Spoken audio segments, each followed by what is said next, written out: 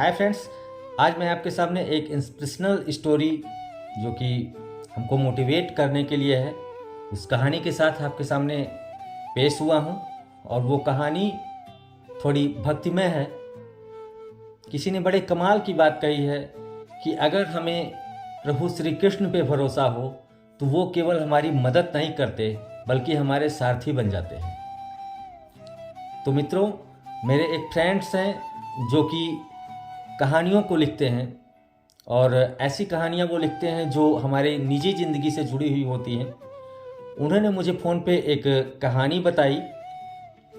वो लखनऊ में अपना काम करते हैं। एक दिन वो मथुरा गए हुए थे और मथुरा से ट्रेन में बैठे, मथुरा दर्शन करके वापस आ रहे थे। तब तक वो जिस डिब्बे में चढ़े उस डिब्बे में जाके वो बैठे अपने कंपार्टमेंट में, और जैसे ही वो बैठे उन्हें एक महिला के रोने की आवाज़ सुनाई दी।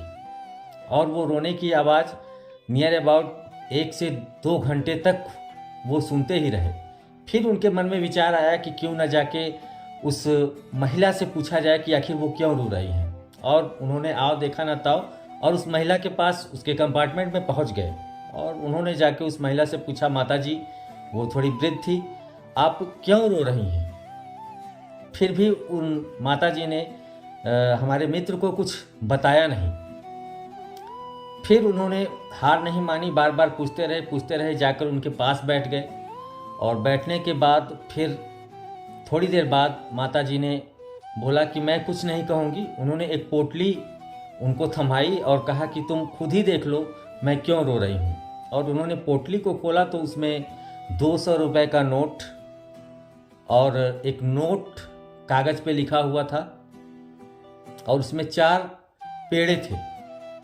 तो फिर उन्होंने पूछा कि माता जी, इसमें रोने वाली क्या बात है, ये तो खाने पीने वाली चीज़ें हैं। तो उन्होंने कहा कि बेटा, मैं मंदिर में दर्शन करने के लिए गई थी मथुरा में, और वहाँ मैंने 200 रुपये वहाँ पर दान में दिया, और वहाँ के पंडित जी ने मुझे केवल 1 पेड़ा प्रसाद के रूप में दिया। मैंने उनसे कहा कि मैंने कम से कम 200 रुपये दिए हैं तो मुझे कम से कम 4 पेड़े दीजिए।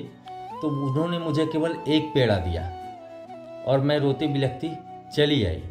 और आके मंदिर की सीढ़ियों पर बैठी ही थी कि एक छोटा सा बच्चा दौड़ता हुआ आया और उसने कहा कि माता जी, आप मेरी ये पोटली थोड़ी देर रखिए और मैं अभी पानी पी के हाथ धो के आता हूँ। और वो बच्चा नल की तरफ तेज़ी से बढ़ा लेकिन वापस नहीं आया। तो आप जानकर हैरान होंगे कि उस नोट्स में क्या लिखा था। उस नोट में लिखा था, क्या मैया, आप थोड़ी थोड़ी बातों के लिए नाराज़ हो जाती हैं? क्या कोई मैया अपने कान्हा से इतना नाराज़ हो सकती है? और वही बात सोचकर वो माता जी रो रही थी कि प्रभु ने मुझे स्वयं आकर प्रसाद दिया, मेरा साथ दिया, और मैं उन्हें पहचान नहीं पाई। तो मित्रों, हमें ये लगता है कि बहुत कुछ करने के बाद, बहुत सारी भक्ति करने के बाद, बहुत सारी तपस्या करने के बाद ही भगवान की प्राप्ति होती है, पर ऐसा नहीं है।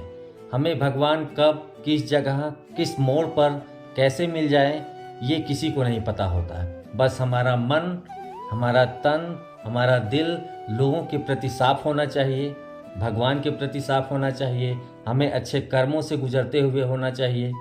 हमें भगवान हमेशा हमारे साथ रहते हैं, हमारी हमेशा मदद करते हैं।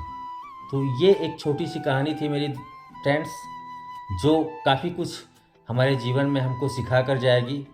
और विश्वास रखता हूँ, आशा रखता हूँ कि आप भी इस चीज़ को मानेंगे और अपने जीवन में हमेशा भगवान के लिए एक जगह बना कर रखेंगे। तो फिर ऐसी एक मोटिवेशनल, इंस्पिरेशनल, एजुकेशनल कहानी के साथ हम फिर कल आपके सामने पेश होंगे। तब तक के लिए आप सबको प्यार भरा नमस्कार। Thank you. Have a nice day.